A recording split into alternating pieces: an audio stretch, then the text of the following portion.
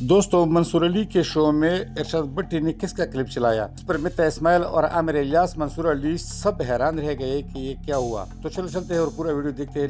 लेकिन दोस्तों, वीडियो देखने से पहले चैनल को सब्सक्राइब करें, वीडियो को लाइक करें ताकि हमारे आवाज और लोगों तक पहुंचे। तो चलो चलते हैं और पूरा हकीकत इस वीडियो में देखते हैं किसका क्लिप चलाया था और क्या कहा था उसमें। मैंने कहा इक़्तिदार में कौन है, आपकी और भट्टी साहब की एक बात होती है, यहाँ पे आगे आप उनके ऊपर लगा देते हैं। नाम लिया करें सर। एक मिनट भट्टी साहब, आमिर साहब क्या फरमा रहे हैं, इंतजार में क्या होता है? इक़्तिदार जब आप दोनों की कहानी एक होती है, एक शहबाज शरीफ पे तो पहले कुछ नहीं है, और जब इक़्तिदार में किसी को गाली देनी होती है तो उसमें शहबाज शरीफ का नाम ले लेते हैं। क्यों जी, क्यों दो अमली करते हैं? बात खुली किया करें। बुरा भला कह रहे हैं भट्टी साहब। एक तरफ तो आप मानते ही नहीं कि उनके पास कुछ है ही नहीं, आप दोनों ये काम करते हैं। जरा खुल के बात किया करें ना, इधर से बात उधर ले जाते हैं। मैं तो बता रहा हूं कि इमरान खान की असल लड़ाई तो एस्टैब्लिशमेंट के साथ है, इन बेचारों की क्या जरूरत है? पहले मौके पे कायम रहे। बात सही है, मैं तो खुद के कह रहा हूं भाई, कहीं तो मैं भी यही कह रहा हूं। तो आमिर साहब एक सुन तो ले यार, दूसरे की भी सुन लिया, बार-बार मत बदले। ओ सर, मैंने कभी बात नहीं बदली। मैं तो कह रहा हूं बेचारों की कोई ऐसी बुकत हैसियत ताकत नहीं है जो हमारे पॉलिटिशियन सिविलियन गवर्नमेंट है। इमरान खान को वो सही कह रहा है, उसको एस्टैब्लिशमेंट से बात करनी चाहिए। इनकी क्या हैसियत है? मैंने कब को हैसियत तस्लीम की है इनकी कोई वैल्यू नहीं है। ये बात सही है, आप माने या माने, मैं तो हमेशा कहता हूं मरते दम तक कहूंगा। मैं लाना चाह रहा था, हर मिनट बाद बात बदल लेते हैं। मैं तो बिल्कुल नहीं बदली बात। मैं तो हमेशा कहा कि मुज़ाकरात की कोई टके की वैल्यू नहीं है। शहबाज शरीफ का इख्तियार ही नहीं मुज़ाकरात करने का, प्राइम मिनिस्टर। मैं बता तो रहा हूं, फौज का मैसेज तो आया हुआ है ना, डीजीआईएसपी। हां, तो मैं यही तो कह रहा हूं, प्रोग्राम शुरू क्या किया था मैंने कि मुज़ाकरात क्यों हो रहे हैं, इस चीज की कहानी है। तो मैं भी यही कह रहा हूं। हां जी, तो बात को बदल नहीं रहा। अब कौन माना है?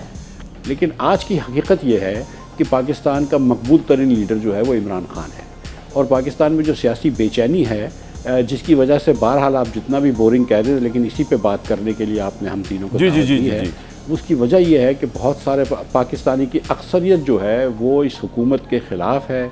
ये हुकूमत जो है वो 17 नहीं 18 सीटें जीत गई होगी, 18 नहीं 20 सीटें जीत गई होगी। अभी भी ये लोकल बॉडीज़ के इलेक्शन में भी पता नहीं क्या क्या चीज़ें कर रहे हैं कि भाई पार्टी 30 दिन के बाद कहीं ज्वाइन कर लेना। तो fact of the matter is कि इमरान खान की एक पॉपुलैरिटी है।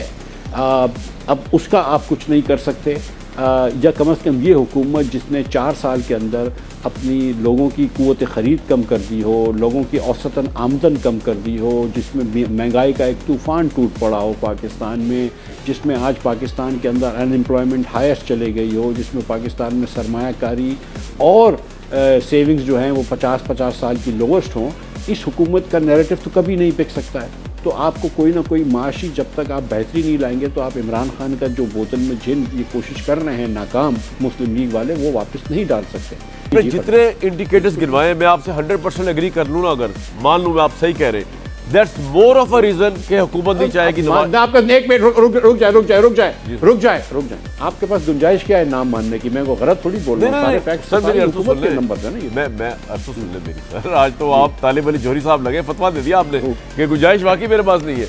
मैं सिर्फ ये आपको आपके कराची कह रहे हैं इसलिए मैंने कोट किया, बड़ा सुना उनको बचपन से मैंने। अच्छा मिफ्ता भाई, मैं ये कह रहा हूँ कि ये मोर ऑफ अ रीजन है कि इमरान खान से नहीं बात करनी चाहिए हुकूमत को। जब ये हुकूमत इतनी अनपॉपुलर है, जब ये हुकूमत इतनी डिस्क्रेडिटेड है, जो आप फरमा रहे हैं, ये हुकूमत ना इकॉनमी संभाल सकी, ना इसके बाद लेजिटिमेसी है, वो पागल है से मुज़ाकरात करके उसको बाहर निकालेंगे ताकि वो एक प्रेस टॉक करे और शहबाज साहब की हुकूमत फारिग हो जाए। तो कोई बेवकूफ़ी होगा जब मुज़ाकरात करेगा इससे। ये मैं कह रहा हूँ आपसे, अगर आपकी बातें मानने के बाद। यार देखिए मेरी बातें तो जो हैं वो एकदम मेरे ख्याल से जो शुमारियात मैंने दिए वो तो एकदम ठीक कह रहे हैं आप। लेकिन अगर शहबाज साहब की हुकूमत इतनी कमज़ोर है कि इमरान खान की एक प्रेस कॉन्फ्रेंस तो लुढ़क जाएगी, तो फिर तो ये हुकूमत का कोई फ़ायदा ही नहीं है। और हुकूमत जो है वो इमरान खान की प्रेस कॉन्फ्रेंसों को मैं समझता हूँ बर्दाश्त कर सकती है। और मैं तो प्रेस कॉन्फ्रेंस की बात नहीं कर रहा, महावरतन कह रहा मैंने सर, वो बाहर आएगा तो इनका नाद का पानी बंद कर देगा। जी। ओ यार, और मेरी बात सुने, देखें ये एक बात वैसे मैं आपको सियासी बताऊं कि जेल में होकर किसी की पॉपुलैरिटी कम नहीं होती, उसको सिंपैथी गेन होती है। ठीक है, आप अपोजिशन में आपकी पॉपुलैरिटी कम नहीं होती। मैं समझता हूं कि अगर इमरान खान को लिए थोड़ी सी आसानी पैदा करते हैं तो खान साहब शायद अपनी कुछ सियासी गलतियों में हुकूमत का फ़ायदा दे सकता है। ठीक है, जो है ये हुकूमत के भी मातहत हो गई है। डंडी मारना कुछ सीखे ना तो आपसे सीखे। यानी 48 से शुरू हुए और अदलिया और सियासतदानों पर कह दिया। फौज का नाम क्यों नहीं लेते? फौज शुरू दिन से हमारे साथ हमारे साथ है, हमारे निज़ाम के ऊपर हावी है। मतलब नहीं, आप जब हकायक बयान करते हैं 48 से तो सही दुरुस्त बात करें ना। कौन किसके मातहत था? अभी भी आपने ये कहा आपको इतनी तकलीफ हुई मिफ्ता साहब के इस फिक्रे पे कि हुकूमत उनके मातहत, अदलिया उनके मातहत होगी, तो आप फिर भी नहीं कह रहे कि किसके मातहत हुई। मुझे क्या पता किसके मातहत है भाई, बयान किया करें ना, जब आपको पता होगा ज़्यादा। नहीं, देखिए ना भाई, मुझे जो पता आमिर साहब, मैं तो वो बताऊंगा ना, खेलते थे। जो आपको पता है वो आप बता दें।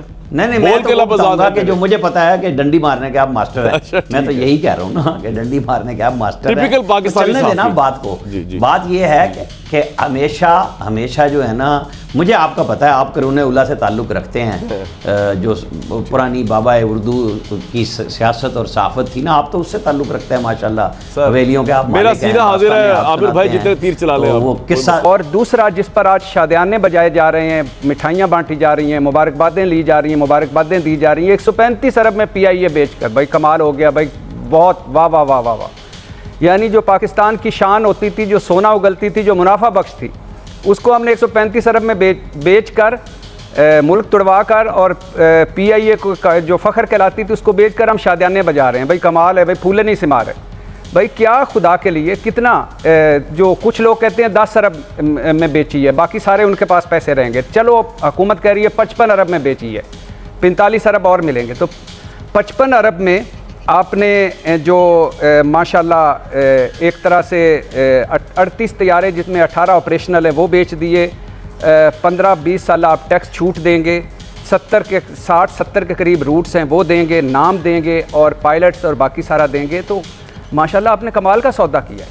पहले सवा सत्यानाश किया हर महकमे का, और अब फिर औने पौने दामों पर उसको बेचकर, और अब आप उस पर शादियाने बजा रहे हैं। आपकी बड़ी मेहरबानी। अभी आमिर भाई ने कहा कि इमरान खान डिलीवर नहीं कर सके, ठीक कह रहे होंगे, लेकिन ये PIA को आप ठीक कर सकते हैं। आपका वहाँ पे न्यूयॉर्क में एक होटल है, उसका नाम है रूजवेल्ट। ये नवाज शरीफ साहब बोल रहे हैं। PIA के सारे कर्जे उतारें, PIA के लिए गवर्नमेंट साथ पैसा दे, और नए जहाज खरीदें, और रूट्स आप वही रखें। PIA सबसे पीछे ये गुफ्तगू नवाज शरीफ साहब ने हामिद मीर साहब से गुफ्तगू करते हुए नवाज शरीफ साहब फरमा रहे हैं कि PIA को हम ठीक करेंगे। आपके साथ कामरान साहब बेचेंगे नहीं, होटल्स बेचेंगे, खसारा ख़त्म करेंगे, नए जहाज़ खरीदेंगे और PIA को मुनाफा बख्श बनाएंगे। और शहबाज शरीफ साहब का ट्वीट मेरे सामने है, हम PIA और स्टील मिल्स को बेचेंगे नहीं, हम इक़्तिदार में आकर क्राइसिस से निकालेंगे।